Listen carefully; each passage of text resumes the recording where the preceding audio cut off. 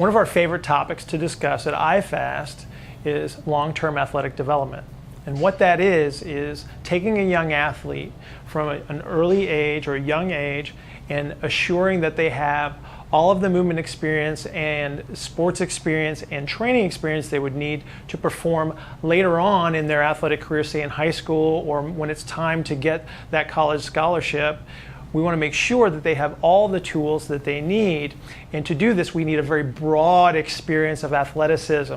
For instance, if you look at the NFL draft in 2016, over 90% of those athletes played more than one sport in high school. And what this assures is that they get this broad movement experiences, so they get exposed to many different situations and allows them to problem solve movement and actually become better athletes.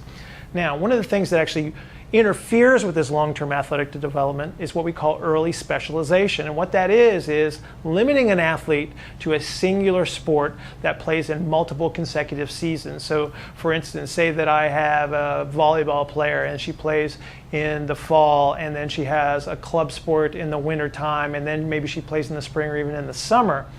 And what that does is actually limits their movement repertoire, it limits their movement experience, and ultimately limits their capacities when it comes time for their ultimate performance in their later teens. So what we encourage parents to do is encourage your child to play multiple sports from an early age until the age of specialization, which in most sports is actually in the 15 to 16 realm. There's exceptions to that rule, but that's about the time that we want kids to specialize. Beyond the experience of playing sports and actually training, we want to assure that our athletes get at least one true off-season every year.